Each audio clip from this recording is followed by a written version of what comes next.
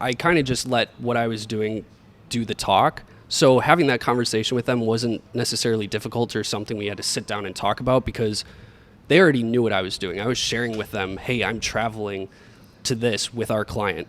I am posting this on social media. You saw that? Oh, look, I just so happened to be on TV for like 0.1 seconds, which to parents and some older people, like being on the news is crazy cool. Yeah.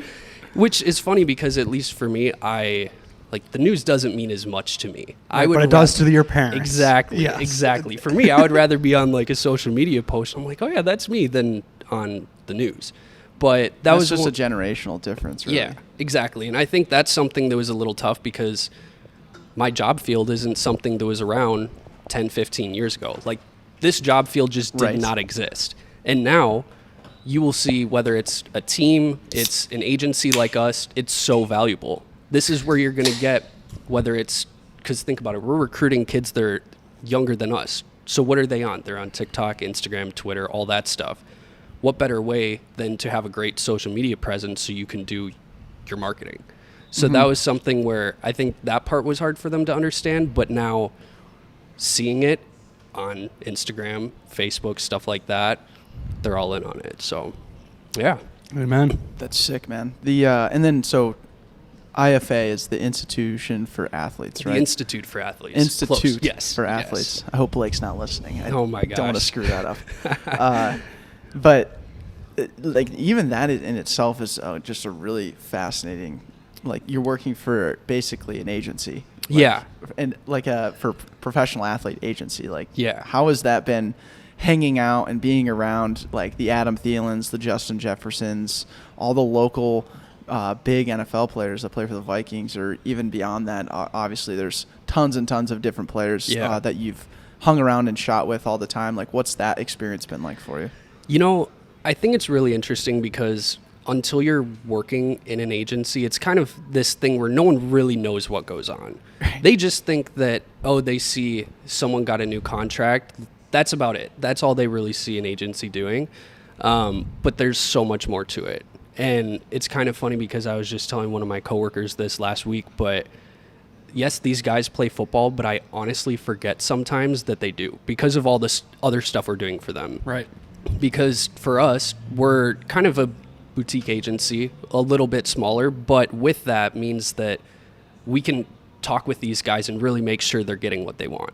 Whether it's something for a foundation, it's a football camp, something they want to do philanthropically, anything like that, we're hands-on.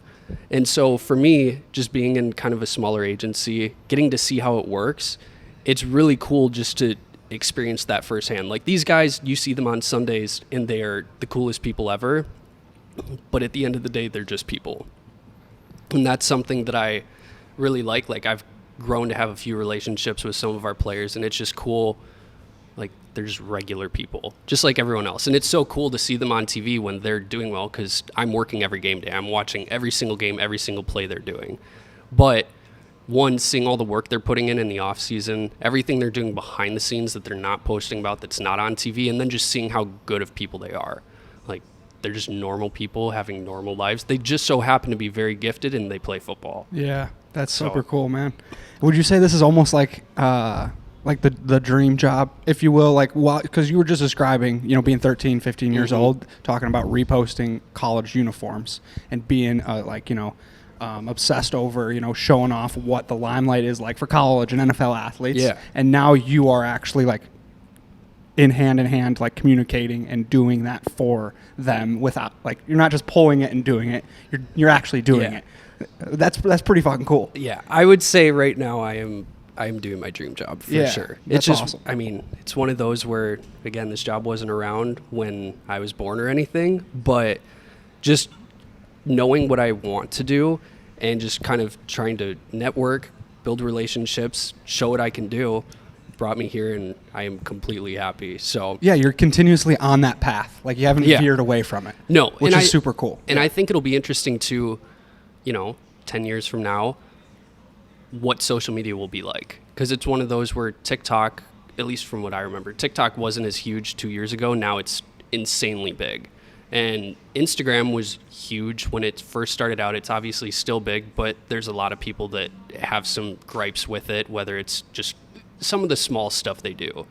I'm very interested to try and just stay with the trend. Obviously, I'm not old, so I have a ways to go, but just stay with the trend, see where social media takes us. It could be something completely different in 10 years. Yeah.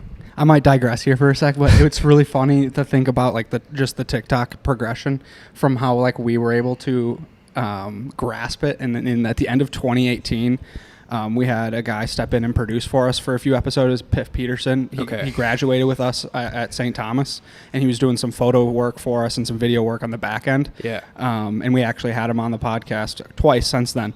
But like he was telling us how TikTok changed from, what was it, Musical.ly? Musical.ly, that's right. Musical.ly to TikTok, and he's like, it's this whole new format, and like I'm posting these unique videos, and it's doing really well, and I'm like really excited about it. And then in 2019, he kept posting and posting and posting, and he became like one of the beginning TikTok influencers, where he was like getting sent out to like the VMAs and stuff to be the face for TikTok. What? Yeah. And he was like popping off and everything. And it was like Jack and I were sitting there like, holy shit, this guy was just like fucking behind our fucking camera. Right here. We're like, wait a second, dude. Like, you kind of called this. Like, I remember after he had recorded that finale episode of season 2 in 2018, and he's like, yeah, dude, I got like 50,000 followers on there. And all of a sudden, like, he comes back like the next year, or no, not even then. It was like 3 months from then, right? I think it was in March. Yeah, it was like 3 or 4 months later. He had 1.2 million, and then now he was sitting at like 2 million, and after that he was one of the first ones. And this was 2019. This was 2019, and then he has basically been in the dark since then he fell off. Started. Then something happened, and we don't know what happened. Yeah. We don't know. He's gone. He's gone. Like, for real gone. Like, I mean, he has his Instagram. He has his Instagram of like 150,000, and he posts on his story every once in a while, and it looks like he's doing okay. Like, he's hanging out with friends and doing whatever. Yeah. But like, his main Piff account looks like it got shut down or something, and he created another like pseudo Piff account, and then that one got shut down or is not active or what. He's not making content anymore. Okay. So then we have a lot of questions, and we wanted to have him back on the podcast. I was about to say, sounds like a great podcast to start asking those. Yeah. His great demise isn't necessarily the point of the story, but like that's a part of it. The progression of TikTok. The progression of TikTok is wild, and that was like a 2-year span of like sitting here today, a 2-year span of like exponential growth. So like, you're absolutely right. Like 10 years from now, you have no idea, and it doesn't really matter how early and how late you jump on. You just have to make sure you're like staying up to date and like understanding. Okay, this is a whole different ball game. What do I have to like learn about this space? Yeah, and I think it's interesting too with social media because a lot of people think it's just posting. They're like, oh, post, like get it out on Instagram, Twitter, Facebook, TikTok, just get it out. And there's actually a lot of strategy to it. Totally. Because every single platform has their own algorithm, which is extremely important. That's one of those things where I think a lot of people overlook it. But Instagram, their algorithm is terrible. It's fallen off. At least in the last like year, it's fallen off aggressively. Like when it was chronological order, it was great. You actually could see stuff that was happening in real time because it would show up chronologically. Now it's just kind of hit you with whatever you want, like whoever they think you like the most or whoever you interact with the most, that's who they're going to show.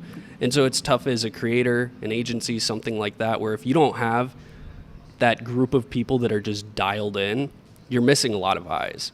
And I think that's mostly because Instagram and Facebook are now together, and they got rid of a lot of people just selling what I was doing, shout outs, with removing chronological order.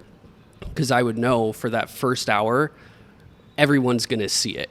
And so I could hit it at the prime time. Say if it was a post about basketball, like a shout out for a basketball page, I knew I could post it at prime time for a basketball game and they would get tons of followers, whatever they need.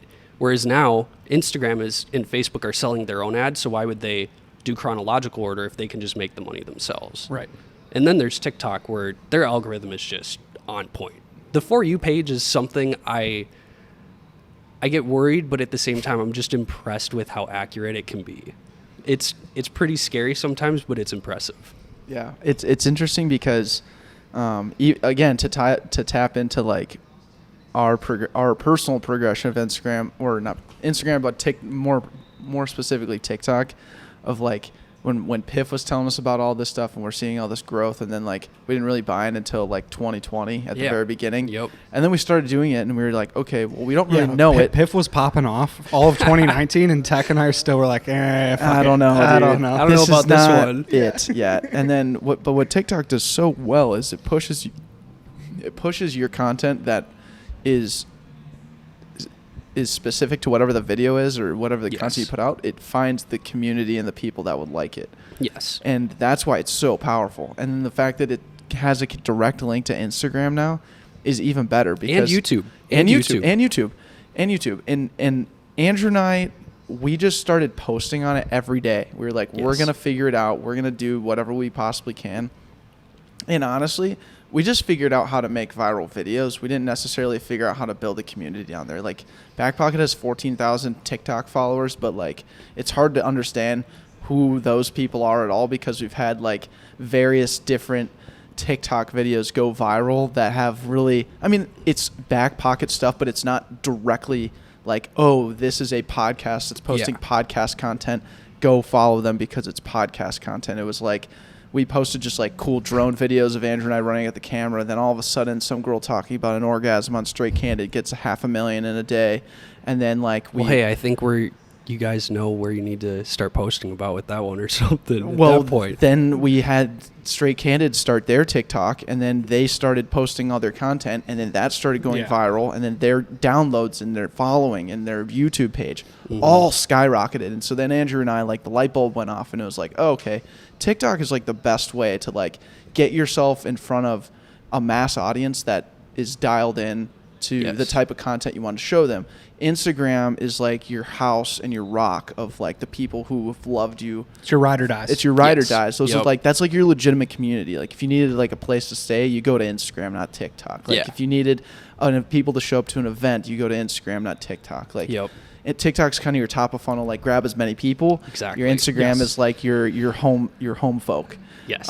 So we started to figure that out, and so like now it's just like, okay, well, Backpocket's this production company that's like going to be posting a plethora of content. So like now we're trying to kind of reform and reshape our TikTok, but we're also just like, okay, well, we have the date night podcast now. Let's start a date night podcast TikTok and start working on drawing traffic towards that specifically. And it's really rinse and repeat at the end of the day. Yeah. 10 years from now, when TikTok doesn't exist and Instagram's a thought of the past, it's like there's going to be something new, but the real goal at the end of the day is get the eyes, get the community fired up, and just like keep posting the content. Yeah. It is very crazy on TikTok how it's one of those where if you're consistent, some post that you will not expect is going to blow up. It just will. And it's one of those, like, you can scroll through a page, you see something on For You page and you look through, unless it's a big popular page, it's just some person's random post that was from maybe even like April, and it shows up on your feed and it's blowing up. It's crazy how that works. How old they draw and how relevant it still feels. Yes. Like how spot on that algorithm can work. Yeah. That aspect is like why the top of the funnel like approach to understanding TikTok is so like spot on. Yeah. Like that is the hands down the best organic way to draw traffic is on TikTok. Yeah. Because they can just bring in new listeners or new viewers through the way that the algorithm works, how like the video that it's, the length of the video that it's watched, and the amount of touch points inside it, the type of content. I don't know how it's like if it's pulling words from the video to then like push, like if it's talking about love and someone's like obsessed about like romantic scenes, okay, now they're seeing all of that type of thing. If it's pulling the word football and like pushing it that way, it is so spot on. I don't know. Maybe I'm just obsessed over it because it's like fucking working so well with Straight Candid, and it like it found the right pool of people, and all of those people went to the pod link and pushed the traffic to the podcast page. Really? It was fluid. It was so fluid. It was the coolest thing ever. Like, and now they average, tons of downloads a month, and like they're continually growing, and it's just cool to like see something that Andrew and I have worked on for 4 years. Like, how do you get something from like a social page that's like video dominant to like an audio source that's so dedicated? Yeah. Like, and people love it. Right. And so like the TikTok thing is great. And what's cool about like being the production company now is like the consulting side of our experience, where it's like we can go to an IFA and we had calls like before we even launched the ETS, and like I think we could have talked 2 hours, but we were just like, okay, Probably. let me just start on bare bones, get this mixer and get these mics and like start recording and call me back when you guys are ready to go. Yeah. And then, but like there's so much more to it, which is so crazy, and it's all rooted in like the experience of these last 4 years for us, which is just insane, dude. It's crazy because we were just at a workout with Adam, and he mentioned to me that he really wanted to do a podcast. And I thought it was going to be just like, at first I thought he meant he wanted to hop on one. And then I was like, wait, no, like he can hop on a podcast if he wants. Realized he wants to do a podcast. And then we found out he wanted to do it for every single gym director, which is I think 15 or 16 gym directors total for his gym. And the guy loves football, loves his family, and loves golf. And he was all in on the podcast from day one. He was like, we got to get it going. Let's do it. Just all in. And it was so cool to see him very focused on it. And, you know, there's a lot of back end work. Obviously, you guys know, you guys are helping with the production of it. And none of that goes unnoticed. And he loves every single second of it. Like, he makes time after his workouts to come in and do these. And he wants to keep doing it too, which is great. That's the coolest. That's the best news of all time. There we go. That's the best news of all time. There we go. It's best news. Like you were able to lead in how you had the opportunity to, you know, start working this venture with pro athletes. Yeah. To sit here 4 years into this, now working on year 5 of Backpocket, to have this opportunity and to hear that we're doing our job. That's all that I care about, and he likes it, and it's a good product. Yeah. It's fucking awesome. It's so great. Yeah. I would love to see him host his own podcast when he retires. I don't know when that will be or anything, but when he ends, I think he would be great on a podcast. So you don't think he would do one like during the season and all, like, not saying during the season, maybe but off season. Maybe off season. Like, he's not going to try and start some sort of podcast now while he's playing. I think the ETS one is kind of as much as he can do right now, just time wise. I think if he had any free time, he would love to do more podcasts, but just knowing the season, like, these guys are busy with meetings during the week, obviously games whenever they happen. Yeah. My guess is it'll probably be something off-season wise, kind of like what we did now, where it's just try and pump through as many episodes as we can, just because his time is so limited. He has a baby on the way, I think, next week or something. Yeah. So Number three. Number 3. Yeah. So he will have his hands full. Yeah. Well, and you mentioned it earlier in the podcast. I want to expand on it. Might as well expand now that I remembered it. But you're like, this is the platform to expand. This is the platform to expand. But exactly. You touched on the idea of like how these athletes, you forget sometimes that they like play football or that their main job is being an athlete. Yeah. And this Adam Thielen example is like a perfect example of like how does like a guy like Adam even fit in a podcast? And it's great that he wants to, but like, it shows that like the commitment level has to be exceedingly high in order for something like this to happen. So like, as IFA looks at their athletes, and like obviously when you're an athlete, your social presence is going to be incredibly boosted, and there's tons of opportunities to take advantage of now to set you up for the next 30, 40 years of your life. Right. Yeah. So what's that balance like in terms of IFA and how they like influence their athletes to do different things, or like what do you guys tell them makes the most sense to do or get involved with? Yeah. I mean, obviously, to fill in their free time. To fill in their free time, quote unquote free time. Yeah. Exactly. Like, so what are kind of the examples of like what they do typically? I would say it's kind of hard because again, nobody really knows until you're in an agency what these guys are doing outside of the season, because like I said, they're not posting what they're doing every single day. Right. And for these guys, when it's the off season, like Adam is a great example. All he does is just work out in the off season, hangs out with his family, golfs when he has free time, and that's about it. And so for a lot of these guys, we just ask, even when we first meet them and everything, what they want to do, what they don't have time for, and what they would like help with. And it's one of those where, for Adam, for instance, his foundation is a big part of his life. and that's something he really wants to focus on. So he has an entire foundation. We're doing a whole fundraiser for new lights at the Brooklyn Center High School right now. That's something that he's making time for and he really cares about. If these guys have, if they want to do anything, we'll try and find a connection for it. And so I kind of used to think that athletes, like once the season was done, they were just relaxing, chilling the entire off season, but that's far from it. They're a lot busier than I really expect. But I would say for our clients, it's just figuring out what they like and trying to help them get involved in it, whatever it is. So like one of our players, Stephen Weatherly's with Vikings now, he loves glass blowing. He's one of the most creative people I know. And we got him on a Netflix show called Blown Away last year, I believe. And he just loves glass blowing, has a blast doing it. And we got the connection, and that's what he does in his free time. What exactly is glass blowing? Like Making glass vases, all that stuff, even like this. But you know the colored ones and stuff? Yeah. That's what he does.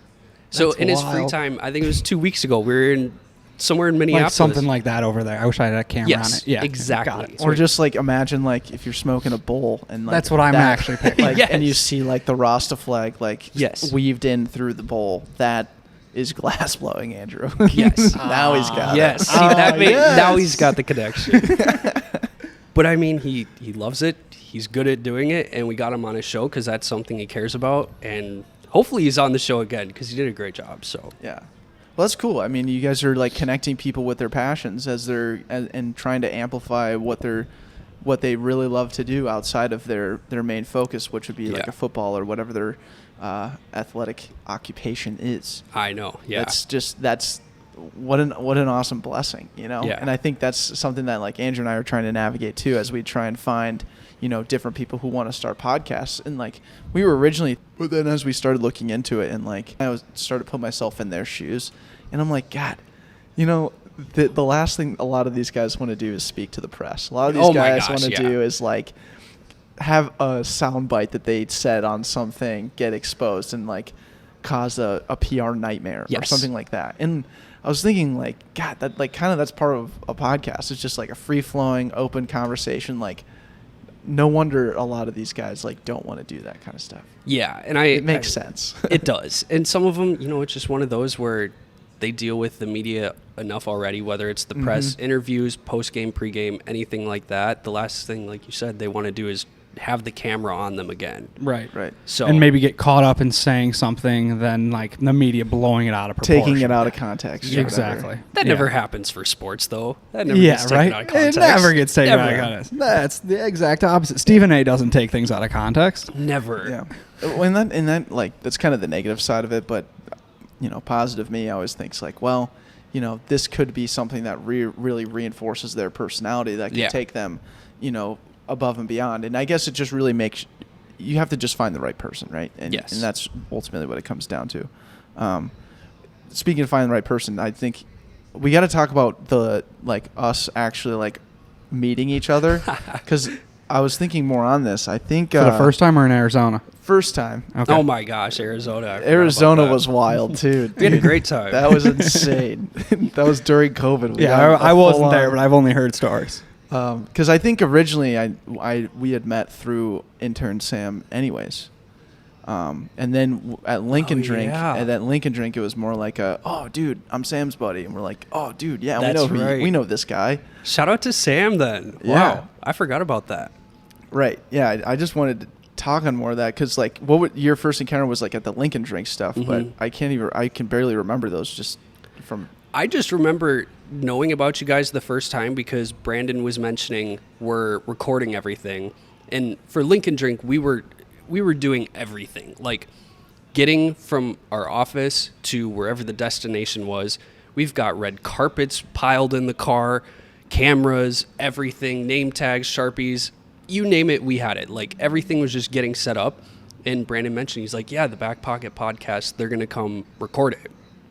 And from there, it was just perfect. I met you guys the first time. I was like, oh my gosh, Backpocket podcast. Yeah, I've seen you guys posting everything, but I never got to meet you guys in person.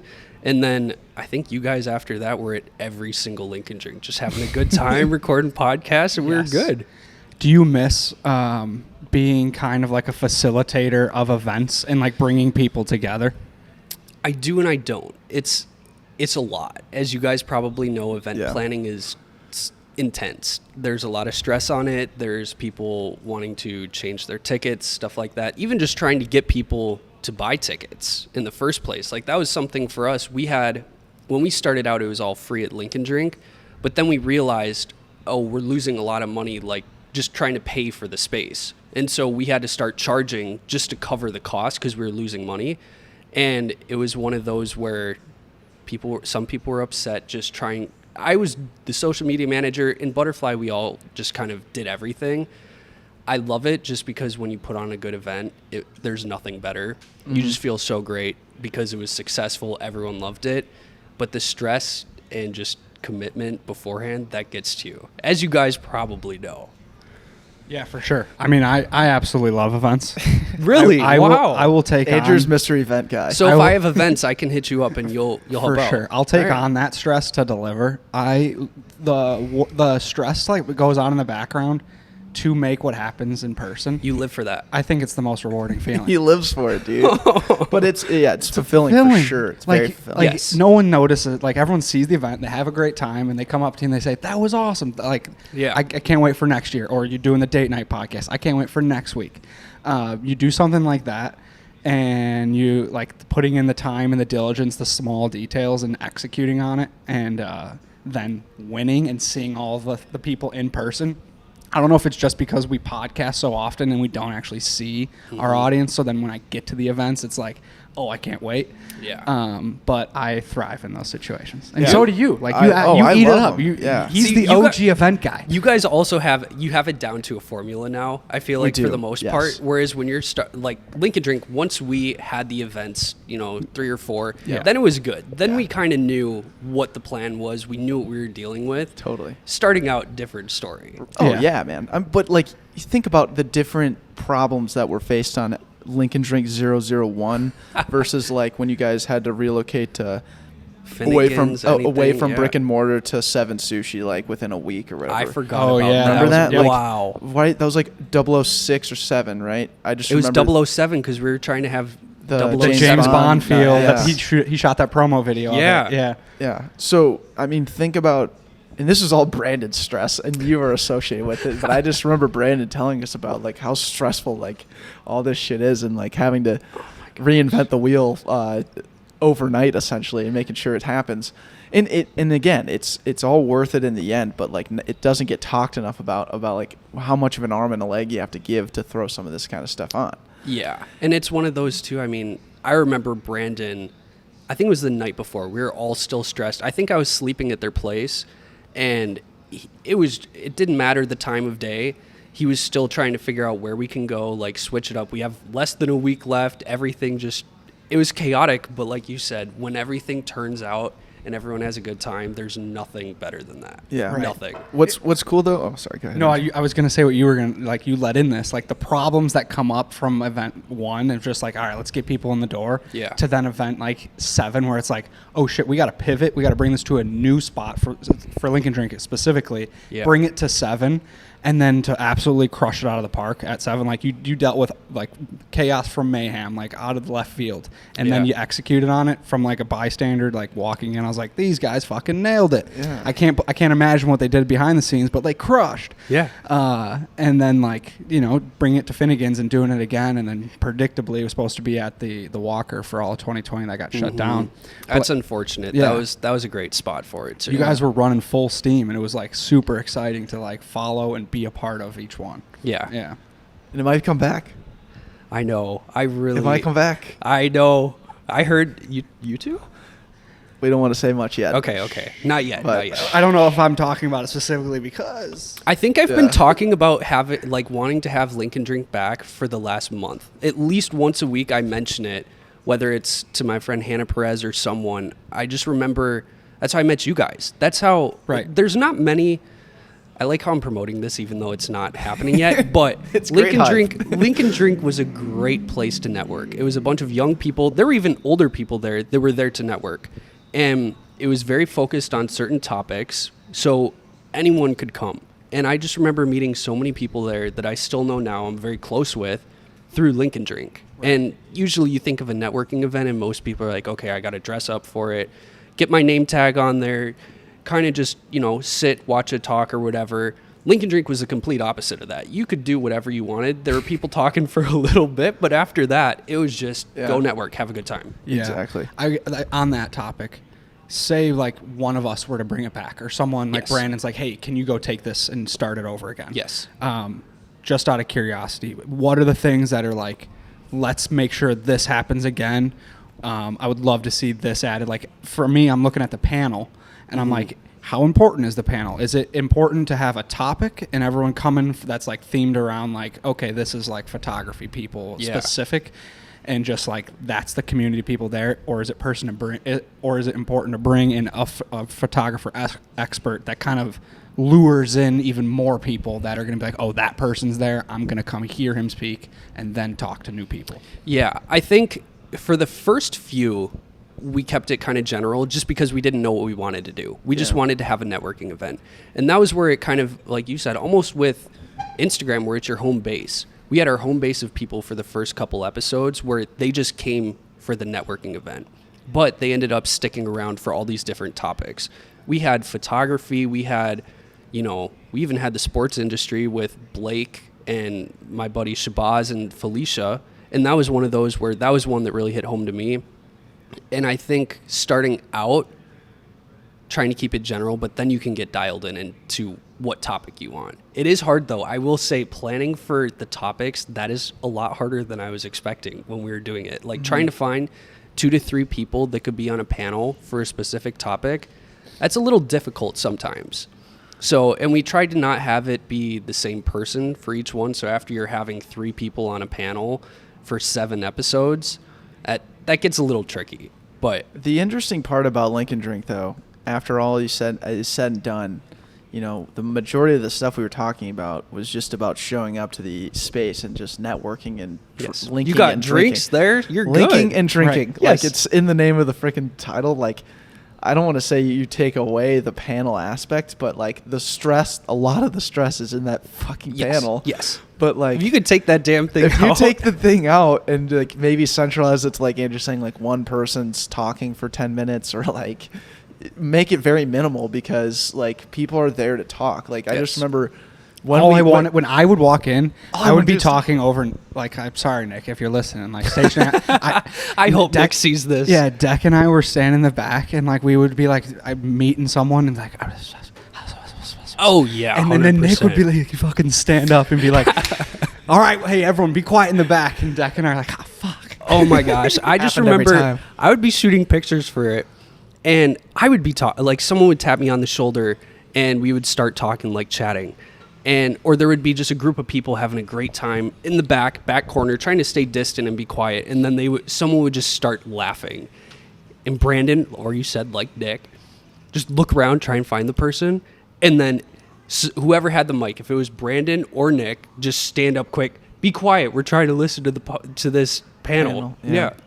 Yeah, I don't know. So that's the great debate. That's the great debate. Do you even bring the panel, or do you just centralize it around something? Like, I thought it would be really cool to do like a comedy show and just do like a race of like 3 or 4 comics, give them 5-10 minutes each, and then do like 40-50 minutes. Say it's a comedy show with linking after, before and after, or something like that, where you like centralize it as a show. Or if you want to do panel style again, I would just commit to like a live podcast with some, like a single person. That actually is really smart. Yeah, a single person with a podcast. Like, you can think about the limits, the things you could do with that. That's literally almost like Date Night Podcast. Yes. I was gonna say, like, I came to one episode and you were trash, by the way. Okay. Well, I was having a good time before. We'll cut that, dude. And then Hannah Perez calls me and she's like, "Yeah, I'm at Date Night Podcast. You should come through." So I get an Uber. 5 minutes later, show up.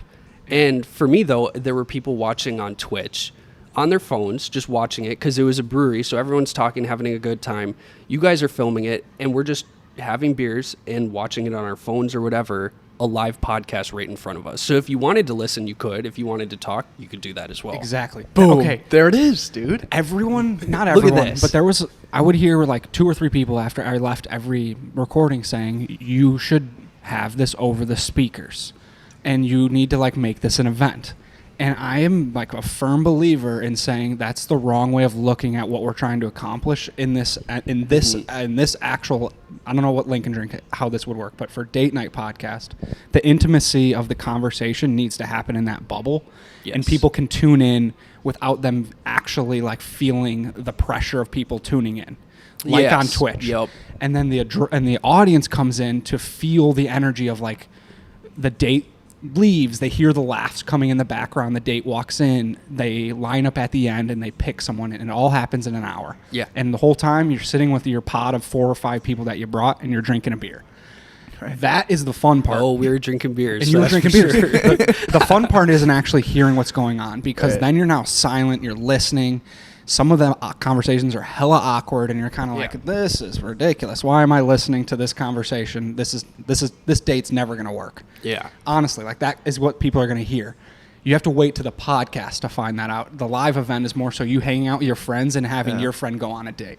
That's Yeah. at least my intention of it, because I don't Yeah. think it should be a live show where people are expecting to hear what's happening with Right. it. Yeah. I don't know. Yeah. Well, okay. So again, Lincoln Drink is a networking event. It's Yes. not a show. Yes. Right. But And I I do think like the comedy show to lighten people up, and maybe it's only like The- 25 to 30 minutes. Right. Yeah. You can do a light comedy show and book it with like 3, 4 comics, have them each do like 5 to 7 minutes, and then have a host, and that could be a 30, 40-minute show. Wrap it up. But again, that's a show. That's asking people to kind of dial in to listen to something when like people are showing up for the networking itself. So like Yeah. I really want to. The idea of the Date Night Podcast and how the intention That was a great idea. That was just a it worked. home run. It was sick. Shout out to Maureen, first off. Maureen, because that's Declan's mom.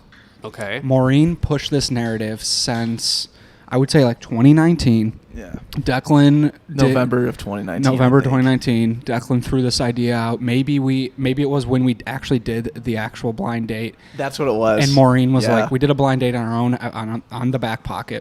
Declan stepped in, and there was I think I remember that. I remember seeing Wild. that. wild, and I we get were gonna pranked. execute this in 2020 Was this with the twin, by the way? with Yeah. the twin. That's right. I remember that. Okay. Okay, so this is the backstory I don't think we've ever shared on the podcast, which I want to get into. Yeah. Here you go. In 2020, the very beginning, it was February, and Deck was doing a stand-up show, and we had Sid K come, and we were going to pitch Sid, and we were in the talks of pitching Sid K as our host of the Date Night Podcast, and we were going to start this venture with her. And COVID hits, this whole event style talks comes to a close relatively quickly. Yeah. Like, we were already in talks with this app called Let's Go, and he was going to partner us with First Draft. Yeah. Things were like moving. Things get shut down because of COVID. We still want to start a podcast with Sid K. And then we have her on the show on the Backpocket. Sophie comes on right after, and we're like, these two are icons. Home Like, run hitters. Home run hitters. Yeah. They are so easy to talk to, and they're so confident and like comfortable. Great voices for podcasting. And then we come to them I think we told them right away, like, you need to start a podcast. Yeah. And then they didn't like come to the realization until like August. After that, like It took some time. April. Well, yeah. Well, they didn't even know each other, and then we started all working out together, started hanging out together, became friends, and then that's when like the idea clicked in our heads, where it was just like, oh, you guys should start a podcast. We saw that was right around the time where Caller Daddy had already blown up, and they went through the whole suit gate and all that thing. And I was Yeah. just like, oh my god, like people are Time to jump really in. interested. Really in, like, interested. yeah. And we wanted to And- start like becoming a podcast production company. And we Yeah. needed that first venture to buy into what we're doing. Right. And also believe in the talent that we're putting the time and effort into. Yeah. So So But then that was just- yeah, it was- that's the crux of Straight Candid. But then, then things start to heat back up in terms of like events can come back to fruition and all this stuff. And so we get this idea. Okay, well, let's relaunch this date night idea. And I mean, it's literally called the Date Night Podcast Yes. because like we couldn't come up with a concept that would work, but we just How knew. long did you guys spend trying to find a name before you just decided, we're just going to do Date Night Podcast? Or I was it don't just know, pretty man. simple? You It were was just just like, no, maybe a we'll do couple it. weeks of like, let's back and forth. It's coming up with names for stuff is weird because It's you terrible. can't force creativity. Like when we got the cease and desist from Bocella, it was like, well, what's the name? And it's like, dude, that's a heavy question, man. Like let's like pause on this for a sec. Yeah. Like let's take our time. This type of creativity doesn't come overnight, and it's stressful to try and come up with something. So the Date Night Podcast in general was just like, let's just call it this because that's what it is, and we'll figure it out. It's 90% intention, 10% mechanism at this point. Like, Yeah. who cares what the name is? We got to just start recording and figuring out how this works. So Yeah. we started in November of 2020 when things really started to. No, I wouldn't even say they started to open back up. But at least you could go to the bar. They were not. There was yeah. hope. There was hope. Yeah. I would just say first drive was like, we'll bring you in because it's a podcast, right? Yeah. Like people aren't going to be mingling around because like it's secluded. Yeah. And the very first like, from November until February, I mean, it was really just our production team and the people that were on the show. Yeah. That was all that attended. That was all it was. Okay. And we did not have a concept. And so this is kind of where I was getting Yeah. to the actual crux of the Date Night Podcast, which was we started to record blind dates, single blind dates, where we'd book different people just by reaching out to friends and different people on Instagram and stuff and just book a blind date. And they were terrible, most of them. Terrible. So Joe, bad. because they were an hour long and they were blind dates and they wouldn't like hit it off like in the first 5. Oh, so you knew it was dead within 5 minutes? Yes. Yeah, it but was we were just, terrible. and we had our host T-Flow and I, like, thank Bless you. her heart. Bless her heart. Like, thank you for Oh grinding out my. that and like Yeah. learning what it was to be like as a host. Yeah. Oh, But great. But we thank the Lord every day for Sophie because she was like, you guys need to like spice this up. What do you think about yeah. Can doing? I want to break down this story real quick because Yeah, I think yeah. if she's listening, which she's probably not, but if She listens. Come on, She- Sophie. We're going to So- send her this. at Yeah, we're gonna least. clip this out. We're sitting. She's gonna love this. We were sitting in Miami as we just broke up. And we're, like, in Miami, Oh my gosh. Before we And did, Andrew hates the city of Miami. We have no Yeah, idea I am why. not- I'm We're not like, "Dude, going it's, back." it's a great place. It's the next entrepreneurial capital of the world. Anyways, I'm he done hates with Miami. I'm not going back. You didn't even have to say anything, and he still hates it. So, like, we're sitting there like ready to get on our flight back. Like Mm-hmm. I was still like waiting for like the Uber to get there, and I was like, Sophie, like you've been coming to these date night podcasts. We've been trying to revamp it. Like, what do you think we got to do? Because I'm getting tired of coming each week and recording it. It needs to be better.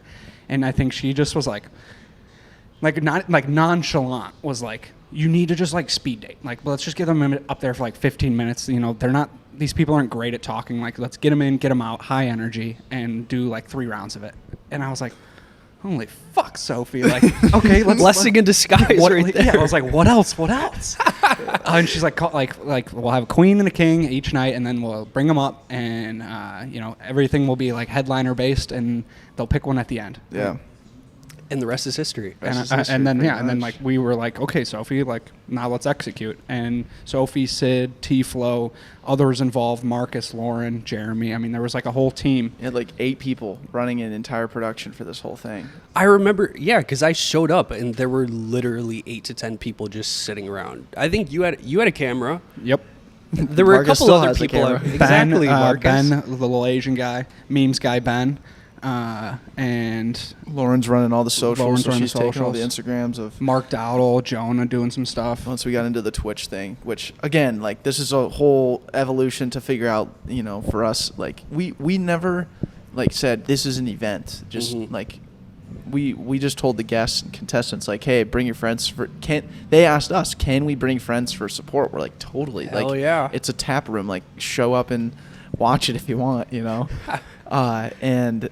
So then we started doing that, and like you just hear the word of mouth and like the energy just being transferred from week to week to week to week, and then you show up on the last episode, and you were I think there on the one before, which was equally as packed. But It like, was very packed.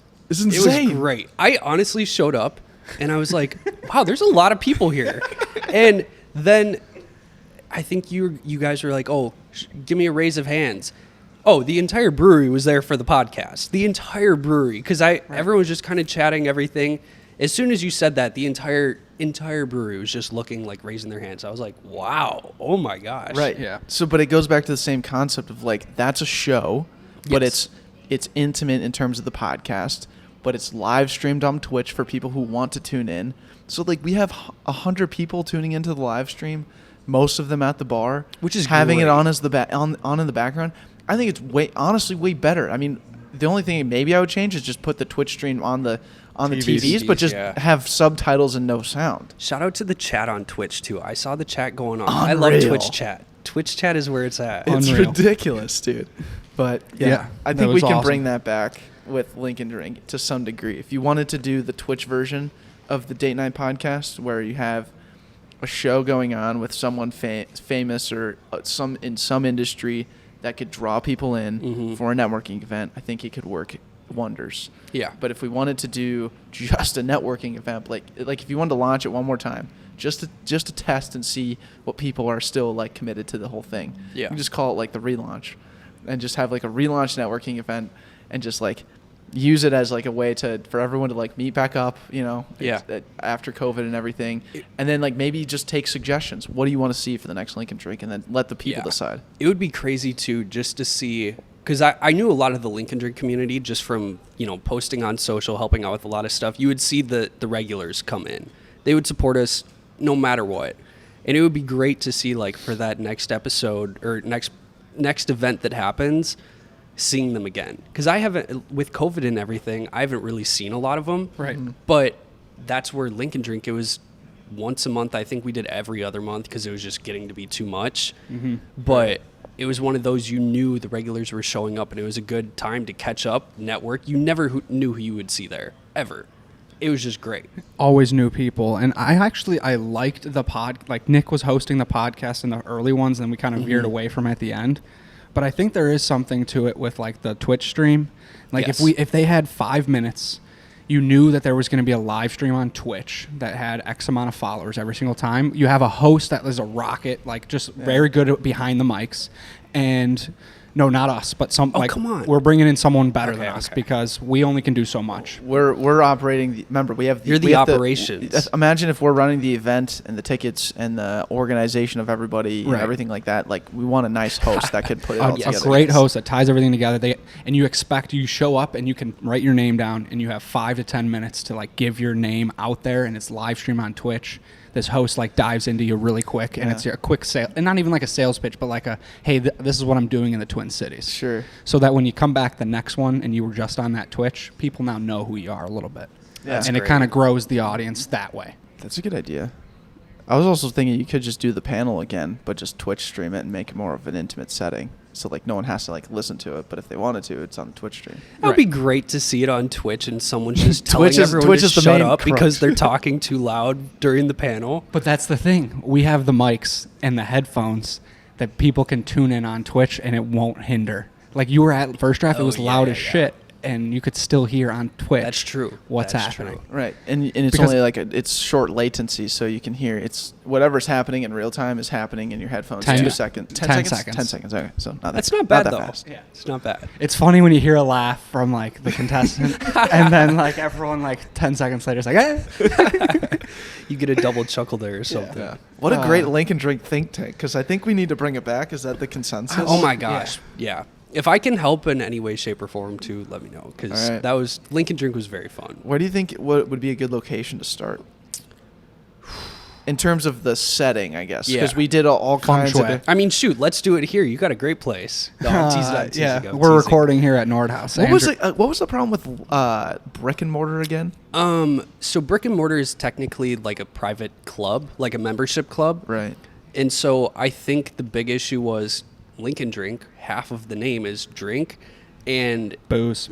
they don't charge for liquor there, but we would have to bring someone in, like a vendor, to sell the liquor, because we couldn't just have brick and mortar just give out free booze. So I think that and then they need a liquor license. liquor license, and then on top of that, we needed to pay for the space or something too. So we needed to charge for tickets, and since it's not an event space, we couldn't charge for tickets. So it was just one of those where it was so late in Lincoln Drink that we couldn't afford to lose money. We had to at least try and break even or lose a little bit. So yeah, so no to private events, but the Walker was like was perfect. I never got to tour it, but Brandon went to tour it and he said it was ideal. Yeah. Oh no, I know exactly where they're going to host it, and it would be. It's where we partied that one night. Unreal. Yeah, we partied at the Walker one time, dude. It was sick. How do you do that? We had our what happened with Annie, our good friend Annie, who designed the Backpocket logo. Okay. That we've talked about many times early on, but we haven't brought her up recently. Annie Vitale. She worked at the Walker doing like corporate sponsor relationships, and there was a big event, and she was like, "Hey, I have like 200 drink tick coupons. It's a free event, but it's only really for like sponsors. You can come." And we lived in Uptown. So there was like a squad of 8 of us that smoked a little bowl, walked to the Walker. Boys were great, but yeah, the vibes were good and so awesome. I think we played hide and go. We played I Spy on a painting for like 3 hours. Wow, it was sick, dude. I wish that was on Twitch. I would have watched that for sure. I would have subbed within 5 seconds. Twitch is the future, man. Like it's so good. We had to. I mean, we had a cord nightmare at Date Night Podcast, but we're working on getting these new cameras that film very similar quality that are cordless. Really? Yeah. So we should be able to. We're like these cameras record with them, but it's these cameras called Mevo, and it hooks up via Bluetooth. Yeah. That's impressive. And I can switch cam on all of them. Oh my gosh! So I'm scared for you on the keys. You're gonna have a great time. I know, it's gonna be sick, dude. Like it's so fun rocking the switchboard, like live stream. Like it's TV rewritten. Like yes. we talked earlier about how like the newspaper for your parents or getting on the news was like big for them, and like how we view that as social media and how that's always changing. It's just like Twitch to me personally is just like the new version of like a personalized TV. Yes. And it's I'm not saying it's Fox, NBC, ABC, where we're going to be going to watch football games for the rest of the time. I'm talking about a different version of TV that people can create their own channel. But the fact that there's even, I don't know if you've seen, but there's a couple creators on Twitch where they get paid to live stream football games, the Thursday night football games. So it was like last 4 or 5 weeks of the NFL season, regular season. These guys, all they would do is just have their face cam on. They would just be watching the game, reacting to it, and they would stream the entire Thursday night football game. So if you didn't have cable or something, you could just hop on Twitch and you're watching the NFL game for free. Like, that's where... Oh, they actually streamed the game? Yes. And when there were ads, it would be like, okay, I'm going to take a quick break, go to the bathroom, get food or whatever. Screen would just show something random, I think. And then you'd have the game. I was like, wow, like, I don't ever want to watch it on TV. Give me Twitch. I'll do that all the time. I want to see... If the Cowboys are on and I'm watching a Cowboys fan stream it, I would love to see him rage when something happens. Right. Well, that's and what they did with Barstool. Too.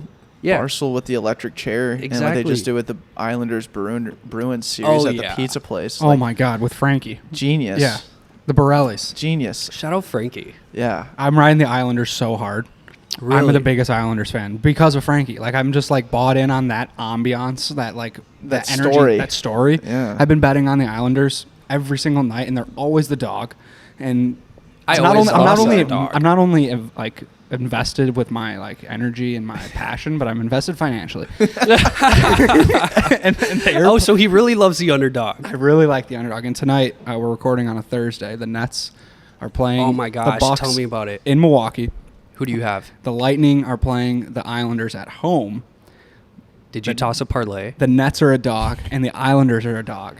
Who tossed a parlay? I tossed a parlay. That sounds. I gotta get right. on that. Yeah, actually. Wait, I mean, it's the Nets are the underdog. The Nets are plus 5.5, and we got to end this podcast soon. I'm sorry. On the road, but hey, I say this often. I digress. What were we talking about?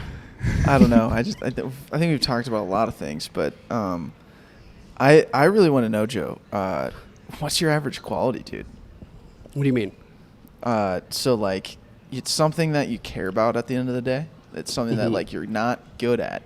Great. It's not something that you're not great at, but you just like give a shit, like a lot of shit about it. Effort. Yeah. 100%. It's one of those where, I mean, I think nowadays, not many people are working a 9 to 5. That's something that's kind of the past, especially in my industry. Like, I'm not working a 9 to 5. I work on weekends. I work whenever I need to or whenever I'm supposed to or have to. And for me, just showing effort or putting in effort, I wouldn't say I'm great at effort, but I do damn well at it. Like, if I need to do something, I will lose sleep to make sure it happens. And it's one of those where nothing's ever going to be perfect, but if you put in the effort, that means so much. Hey, real quick, where did you put that battery? Charger is right on the wall, right there. Yeah, there you go, Big Marcus. content, guys. Yeah. We're always thinking about Yeah, content. sorry, don't say As we- anything of like relevant importance while Marcus switches out the camera. I will say though, having 3 Sony A7s of different versions is a great feeling to have. Low-key, Marcus, if you want, you can even toss your lens on my A9 if you want to have some fun with that too. Sick, he says. Oh, It's don't got a get 'em memory card started. in there already, Yeah. and Hold on, extended so you battery said packs. you We're said good. net. You did Nets money line or Nets plus Nets, 5.5? Nets money line. They're winning. Okay, and then you did Islanders. Do we like KD here? Can I get I- a show of hands for KD? I am anti-KD, but I respect the shit out of him. Okay. And I'm rooting for him hard. I love KD. I have 3 players. He just drives me nuts from like dude, just buy into a team and bring players to you. Okay, but after last game, you can't say that because he didn't have. Okay, he had Harden, but Harden could barely. He didn't do anything. Fucking walk. I think he had 5 points. Yeah, he had, like, 5 He was 1 from points. 10 from the field. Yeah. He had Jeff Green going off. Jeff Green is a fucking dog. Yeah, he's a dog, but he's a 3. You know, he's not a 2. Yeah. In the sense of like role players. Yeah. KD just ate 49, 17, and 10. It was literally the coolest thing to watch. They were down 15 at half. They were 16. 16. They were 16. plus 550. Yes. And I was like, I'm sitting here watching this game. I'm like, editing the Date Night podcast. I'm like, I'm not just going to watch this game with nothing and financially invested. Smart man. I'm like, Smart man. I'm like, let's go Nets plus 550. And they won by 3. Yeah, Yeah. dude. I have like a ton of free play that I still haven't really dove into. Throw yet. in the free play. I got $300 of free play from this book that I got because of March Madness. I guessed within 1 point of how many total points Baylor would score throughout their entire 6 games. No. The free play bet was pick the team to win the national championship. Oh, yeah. In addition, project how many points they're going to score throughout the tournament.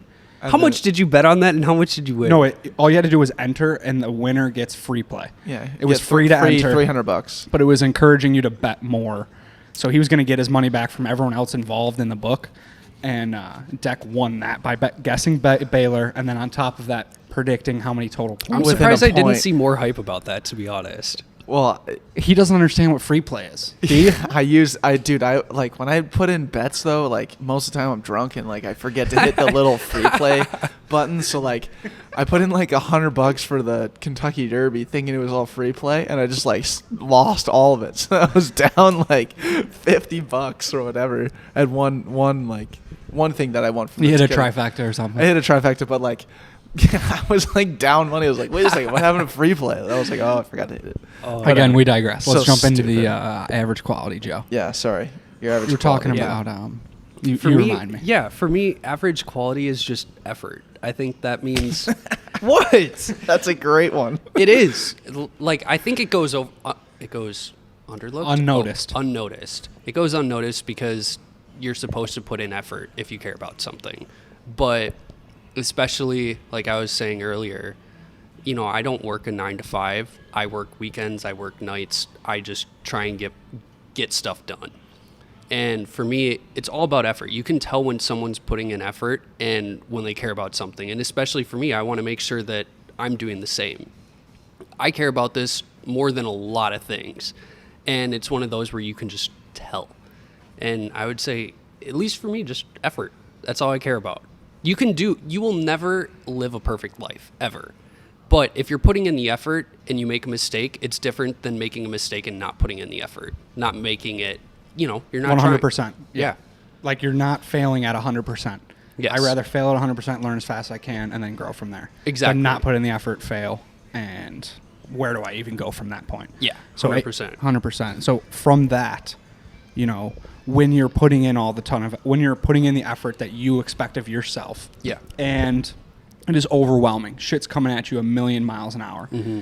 this is a pressure situation and it could turn into stress. What do you have in your back pocket as this anxiety's rising? I like that. I guess for me, it's kind of weird because I do like the stress. I kind of live under stress, so I kind of live for it. I like it.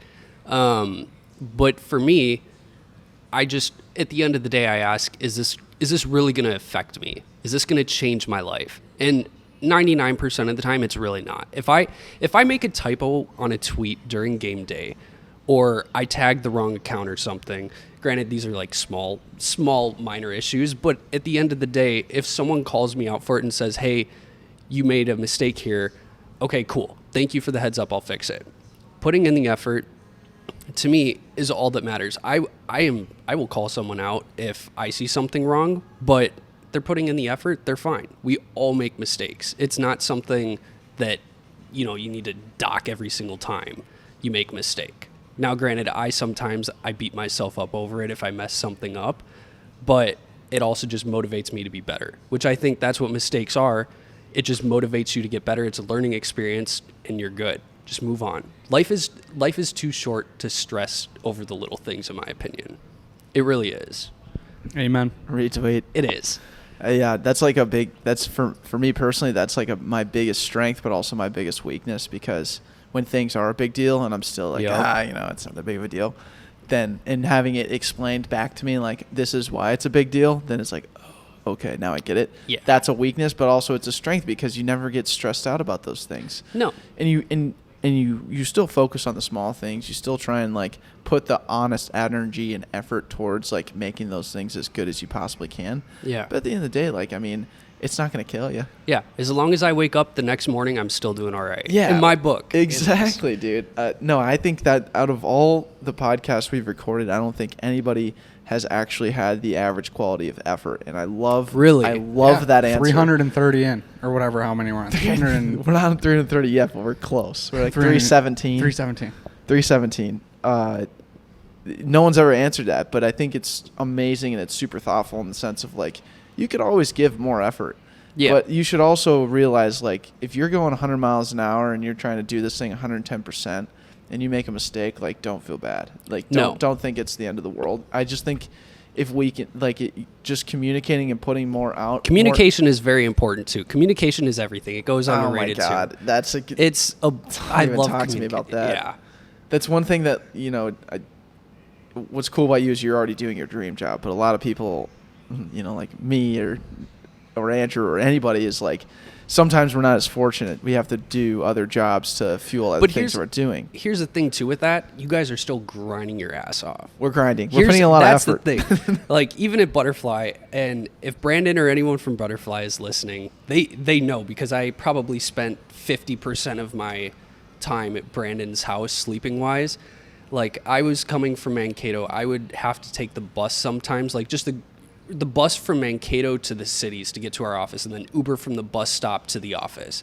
Crash at Brandon's when I could. Like, it's effort. And it's one of those where you just have to do it. If you really, really love something, go all in on it. I wasn't in it for the money. That's where I think a lot of people, as you guys know, like, a lot of people think it's money first, and that's where they get stuck in that job that they don't like. If you go for what you care about, it's going to suck. It really is. Like, oh my gosh, I was sleeping on couches, anything, beanbag, anything. But at the end of the day, one, it makes your life easier almost afterwards because you went through it, or it just makes everything seem a little bit less difficult because you already know what you were doing before. Mm-hmm. So you know that this isn't really that big of a deal compared to what it could be. To put it in perspective, so what if I have to sleep on a beanbag? I'm at least showing up for this awesome shoot that I get to do tomorrow. Exactly.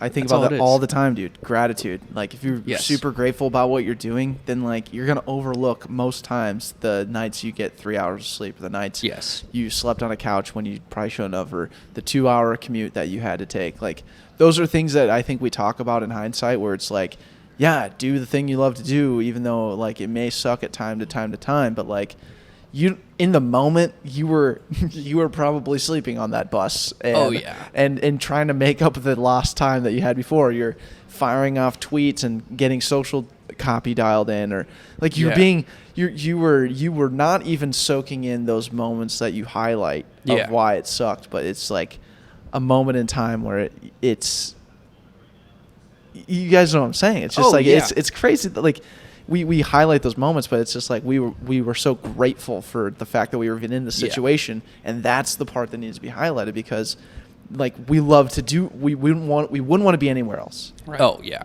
And like you're okay. This is amazing, because like you're on that bus or whatever theoretical situation Declan and I are comparing it to, and in that moment it fucking sucks. Like you're on that bus and you're like, this fucking sucks. Why that? Like questioning, like, damn it, like this is a grind. Am I putting myself through something that I don't necessarily need to? Should I look elsewhere? Maybe those thoughts come into play, and quickly they subside, and you're like, okay, no, I'm here to do what I want to do and what I love to do. And then you get to that very moment why you're putting in that time and effort, and you're like, fuck, why did I even think about complaining a second ago? Yeah. This is why I'm here.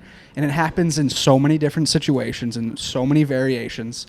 And to sit here and talk about, just where we are right now and where we first met a few years back is that's what like Pretty cool. It's very cool. It's thrilling. It's what Declan's saying. We're able to put things into perspective right now, but there's also things that we're still like. There's things that suck. It's like doing Lincoln Drink 1 and then doing Lincoln Drink 7. Like there's new things that suck. Yes. How do you solve that? Right. And that's the thrill of it. Like it just gets a little bit harder and a little bit crazier, and like there's new problems. And I will say too, like, go crazy, put in all the effort you can, but at the same time, at least for me, mental health is very important.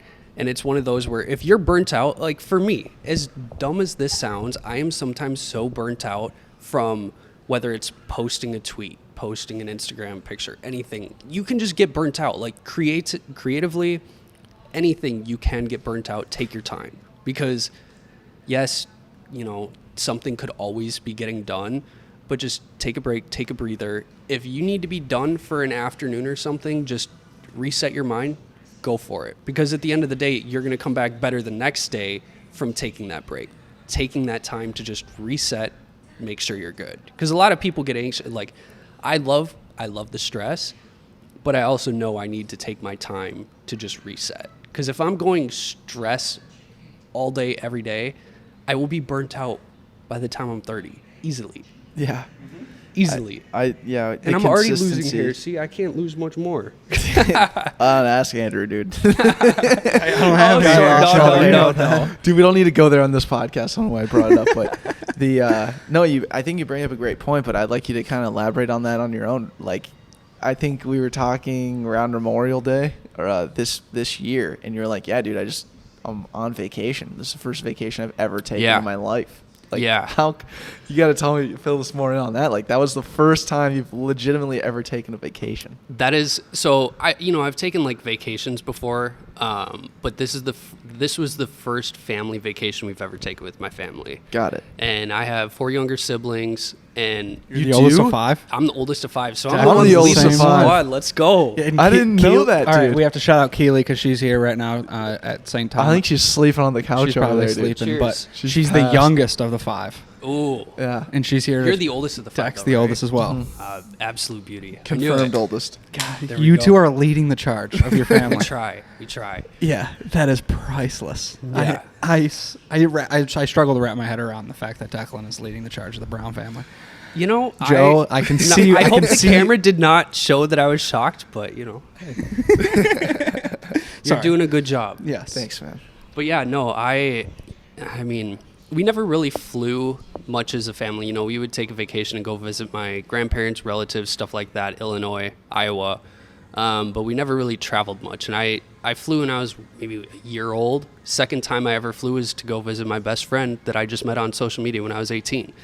And outside of that, it's just been working. I mean, I work weekends when football games are on. So Monday nights, Thursday, Saturday during playoff games, Sunday, I am working. And so at that point, it's kind of one of those where you just don't really have a ton of time. But this vacation was very nice. It was also kind of weird because I was getting told, why are you answering emails? Why are you answering texts right now? Because I would wake up and I would just see an email and I'm like, oh my gosh, like I need to reply to this right now. And one of my coworkers was like, dude, just stop answering emails. Just wait till you're back on Monday and you'll be good. And it was kind of weird, but it was very relaxing, just enjoying the moment, living in the moment. And it's funny too, because I never flew when I was younger, but when I started at IFA, one of my coworkers, Case, he was like, well, do you want to travel more? I said, of course, I'd love to travel. Like, that sounds great. Just go shoot content, meet with our clients, go get some dinner with them, have a great time. And I think starting beginning of January, I was out of town 9 out of like the first 11 weeks. I was gone every weekend. I have a flight tomorrow at 10:30. I had a flight to Atlanta, which is where I got sunburnt last weekend. And I love traveling. I love going to see our clients, but it's funny because I had no clue how to fly. Literally had no clue. I was kind of stressed. Like going through security, I'm like, oh my gosh, I'm here for my flight when I was 18.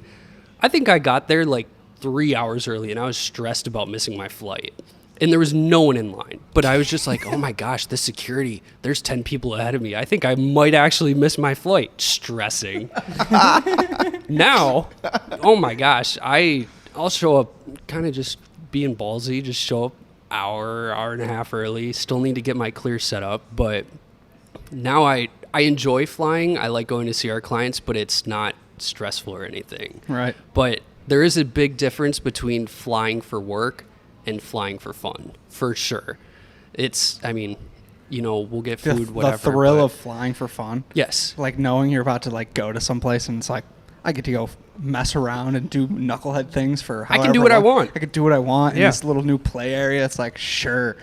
Yeah. Like, sign me up. And lo and behold, you get to go to the airport beforehand. Like the airport, Joe, if you don't know, is my favorite place in the world. It's his homestead. Why? I homestead. love the Why? airport. Because the amount of controlled chaos that happens at the yeah, airport yeah. is thrilling for me to just like see. feel that. And I'm never in it. Like I can avoid the chaos. I'll see it from afar. You're a people watcher. I'm a people watcher. I love it. Me too. And I'm so efficient in the airport. I don't think there's anyone more efficient.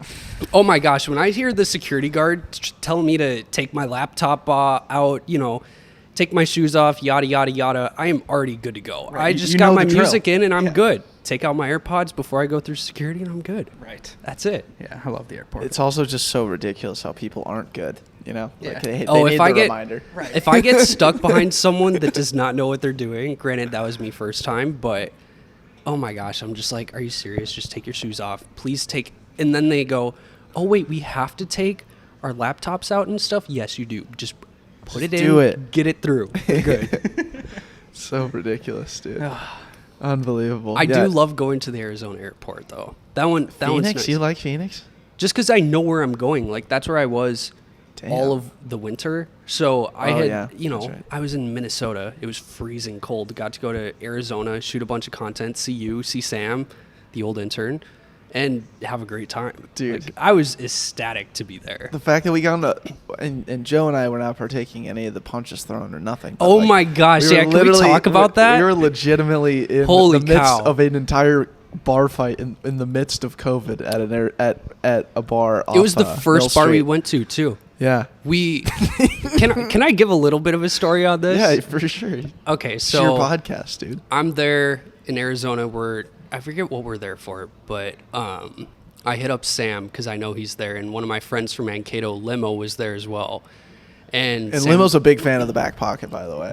I love Limo. Limo Oh. has nothing but good things to Is say. that his about- actual name? That's His last name is right? Travis Limoseth, but he goes by Limo. That's I like mean, the why wouldn't nickname. Exactly, it's a great nickname. Right. Kid obviously gets branding. Exactly. And so we went over to Sam's place, had a good time, and then it was probably like 1 a.m. or something. We decided, oh yeah, let's show Joe the bar scene. Was it really here. that late? It was late because we Damn, were okay. at Sam's for a while, and you showed up from I was with Bio. Oh, that's this weekend. I was with Bio. like an hour. Yeah, it took you an hour to get there. Yeah. And Well, no. Yes, it did. But yeah, I was with Bio. We showed up at Sam's, and yeah, we just started partying. the pictures from Sam's apartment were hilarious. I still have like 50 pictures. Whoever took the pictures just spammed the camera button just to get every single one.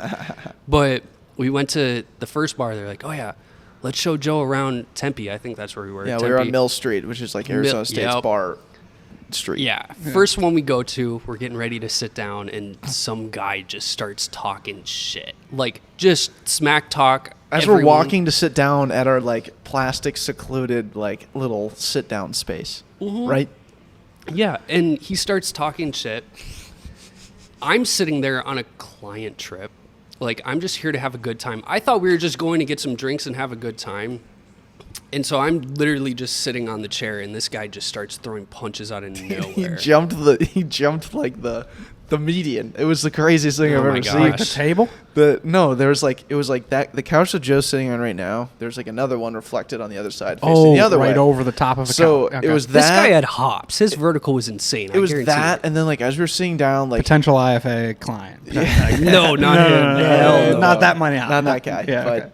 it was just so ridiculous because like talking shit, it all happened within like a minute. Like Yes. seriously, by the time we had like fully taken a seat, like they were already throwing punches, and then like everyone got involved. Joe and I were just like sitting there, but like, Declan and I protected was like literally Sam's sitting, girlfriend and like, other people. Yeah, I was literally sitting like this, just watching. I was like, I'm not doing anything. Like, I'm just watching. But that was my first experience of a bar in Arizona. And then the poor waitress comes over. They get rid of the guy. She's like, I'm so sorry. Do you guys want to stay here? And everyone's like, no, of course not. We're leaving. So we went to that bar. And then we were there for maybe 5 minutes, left, went back to Sam's apartment, and I think that was it.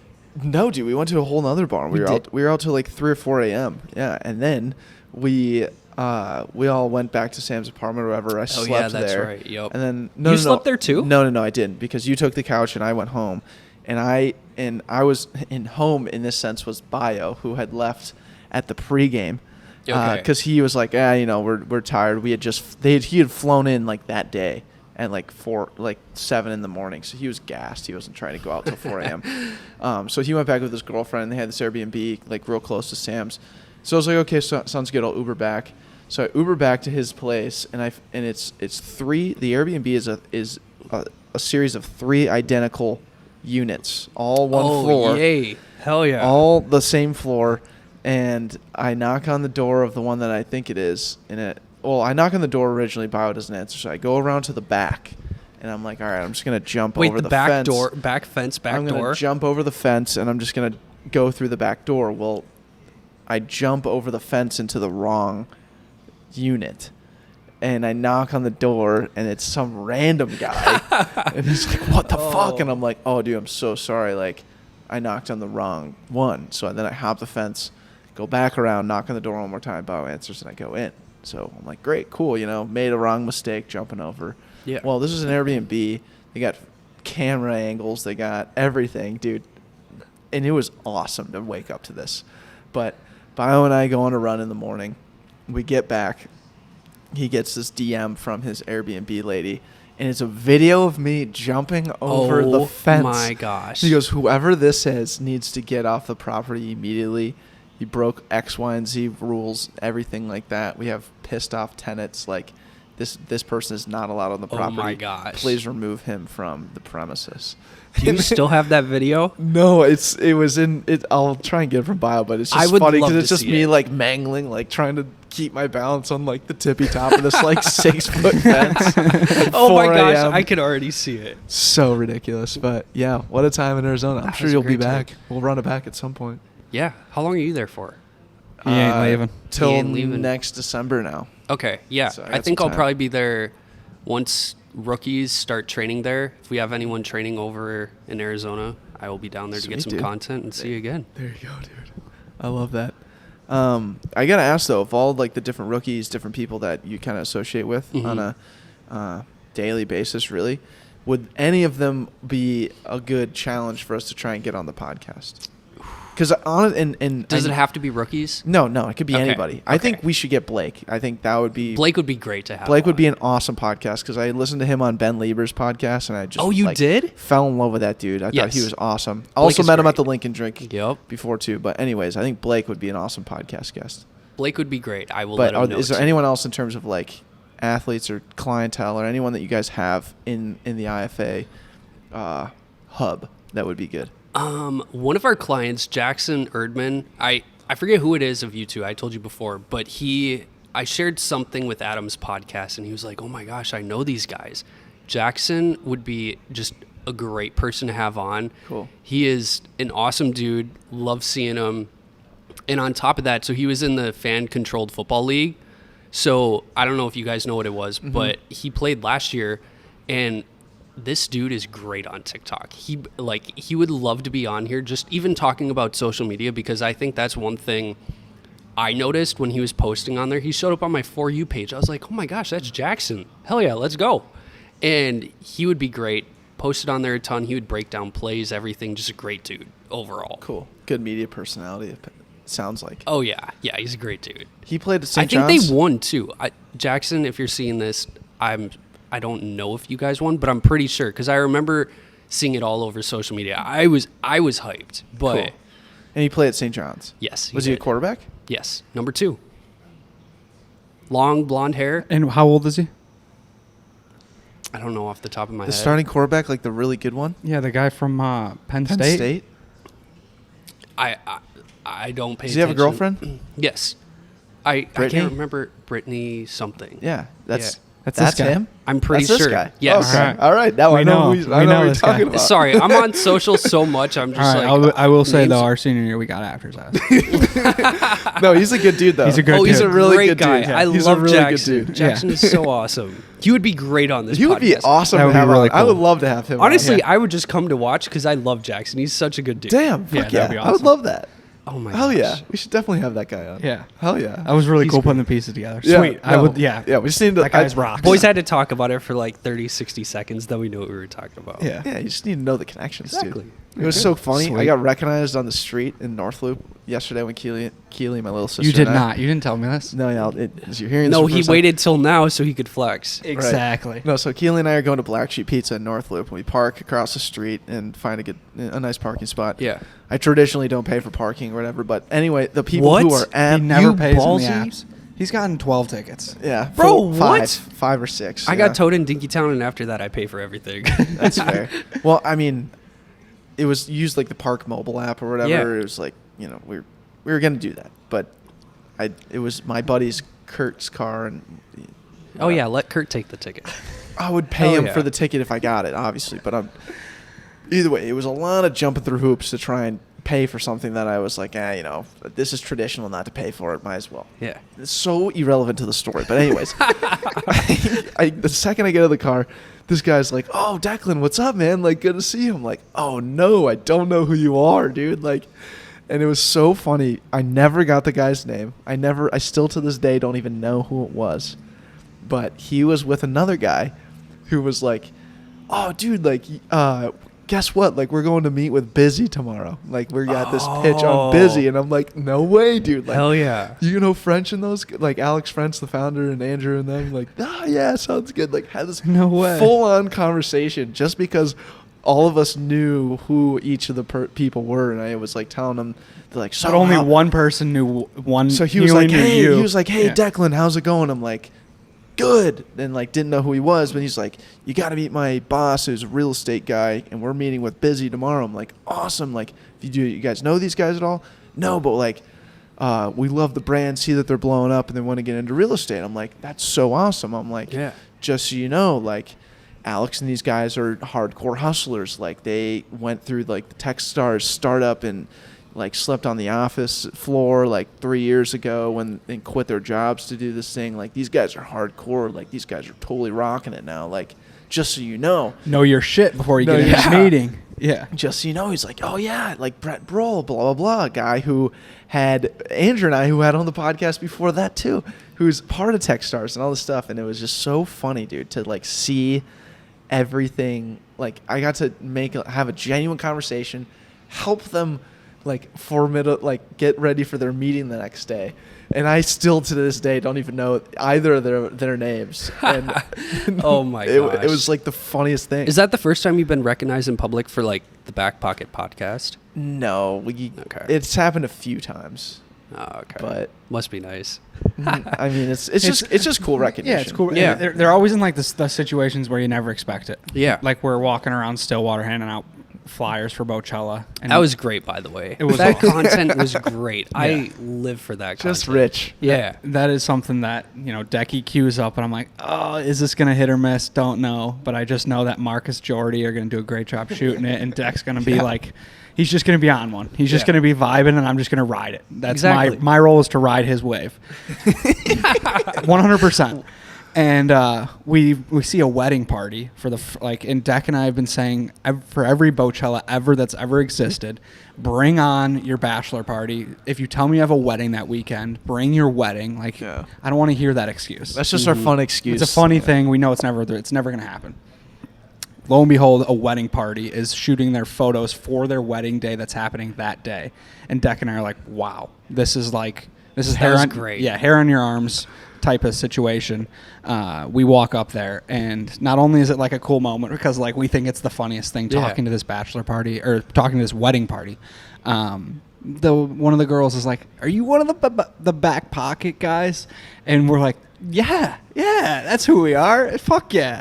But exactly who we are. Yeah, that's the moment that I really care about. It's it's just a cool one-off thing. I'm not out here to hear my name get noticed, but to see it in that moment. Just the appreciation. Exactly, and the recognition. And the effort. And the effort, exactly. All comes back to the effort. And dude, the best part about that story is we posted that promo video, and obviously they're featured in it, and then someone tags someone who was the girl who got married that day, and then she DMs us immediately and was like, hey, can we go to this? Is it still a possibility? There's still tickets? I'm like, absolutely. She's like, do we get any sort of deal? I'm like, absolutely. We booked 11 people from that party. The Wagner wedding. The Wagner wedding special, dude. So the Wagner wedding is showing up. They're showing 100%. up. Wow. The coolest sale of Bocella 2021 for sure. Can't call it that. Can't call it that yet. Yeah, we'll we bleep got that a out. cease and desist. We'll bleep Cease and that out. desist. It's the boat party that got a cease and desist from Coachella. That almost makes it better, though. Yes. So much better. Yeah. So much better. But that's dude, awesome. It was fucking sweet. That's the good Gosh. challenge, though. Yeah, great Yeah. challenge. We We'll would love to definitely have get Birdman on. Yeah, Hell we'd love to have him on, Jackson. That would be sweet. Yes. I will take note of that, and I will see if we can make it happen. All right, Sweet. sick. But do you have any or you have any additional questions before I ask the last one? Yeah, anything we got to address here? I don't think so. I asked. I'm So I good. texted Sam before. I'm like, hey, dude, you're friends with Joe. I'm sure you're gonna listen to this podcast. You want me to ask anything? If Sam doesn't listen to this podcast, I'll be upset. Yeah, he just asked if you're back. Are you back, dude? From where? From what? I'm always back. I guess it's a joke because he just got a tattoo in his leg and got a bunch of shit for it on social media, on TikTok, or Sam on did? Twitter. Yeah, he got a leg tattoo that says "so back" and all of it. Oh, I'm so back, 100%. I roasted him for it at first, but I am so back. Not saying I'll get that tattoo, but I am so back, always.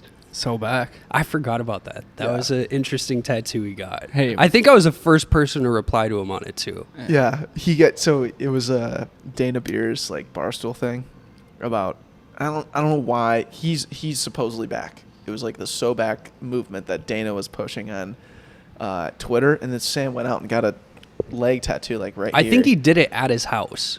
Similar to just Like a right phrase. here. Yeah, it was a high leg tattoo that said Yeah. "so back," and I was like, "That's fucking awesome." But he posted it. Dana retweeted it, and then people just really? attacked Sam. And go read through the tweet comments. Oh, It's I'm the fun- that, dude. I am finding that for sure. It's so funny to watch people just flame this kid "so back, so gay," dude. It's that kind of stuff. But anyways, I think that's what he was alluding to. Gotcha. I am so back. I will not get the tattoo, but I am so back. Yeah. Sure. But anyways, Yeah. that was really, I guess, the only last thing we needed to address. Well, the back pocket right now, this conversation is so back because We're back, yeah. we have not recorded one in person with a guest since December of 2020. Yeah. It's been 6-7 months or whatever today is. Yeah. We recorded one when he was here in May, but that was a close the door roommates podcast. That was just kind of conversation. We haven't had a real guest on live Yeah. since Yeah. December. So I couldn't be happier to have you here Seriously in excited this to new be space and just kind of just chop it up because we've been talking about it for a while. Yeah. And to do it in the way we did, honestly, I could go for another hour and I wouldn't bat an eye. But we've been told we need to limit our length, and we didn't do necessarily that on this episode. But I don't think there was it doesn't any need- sort of There's no fluff. No, we Oh, no. That We was don't meat. deal with fluff. We don't do fluff. No fluff fluff. here. That was No. meat. Yeah. Yeah. Tons of meat. We operate lean. That's kind of our new saying here. at Operate Backpocket. lean. We operate lean. I might start using that. Yeah. We're lean here. If you see that on a Twitter post on IFA for, a game day post or anything, it's for me. Yeah. That's all I'm gonna say. Well, it's always nice seeing Adam Thielen's post, and it's like when Adam Thielen posted like one of the videos that we put together, and I was just like, oh, Joe put us on. Oh, yeah. It's fucking dope. You already man. know. Like, I was like, how cool that it's just like really just three guys who put some stuff together and now are blasting it off through this guy's page who hates social media, but like blasting it off through Adam Thielen's page. Yeah. So awesome.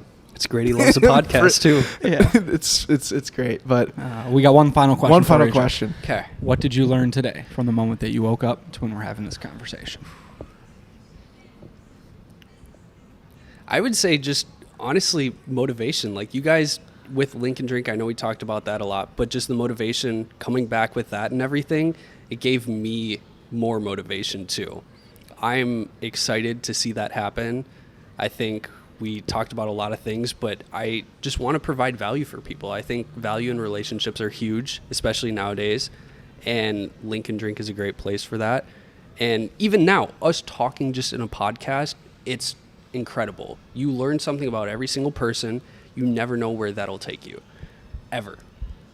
I would say that's about all I have to say. Amen. Cheers to that. Cheers to it, man. I think like we said, we're so back. All three of us. 100%. We're so back. So back. We're so back. Oh yeah. I miss doing these kinds of things because, like, to be totally honest with you, I mean, Zoom like, conversations. aren't Zoom the same. conversations, and like what Andrew and I are doing with the Backpocket, Yeah. like our main rules, like when it starts feeling like a chore, it's time to cut the cord. And Yeah. it's like Andrew and I don't want to cut the cord on our own podcast. Like, Yeah. granted, we have a billion things going on, but like we got to find a way to make it special still. And it's Yeah. cool that like obviously it's going to feel special when like we're both in the same studio together having a conversation with someone, which we're incredibly grateful I am so for. hyped for that. Like but then I thank called God. Declan. He'll be there. No questions asked. I'm blocked off, and I am so glad to be with you guys in person. There's just something special about doing an in-person podcast versus on Zoom, Google Hangouts, whatever it is. Yeah. It's just different. It's just different.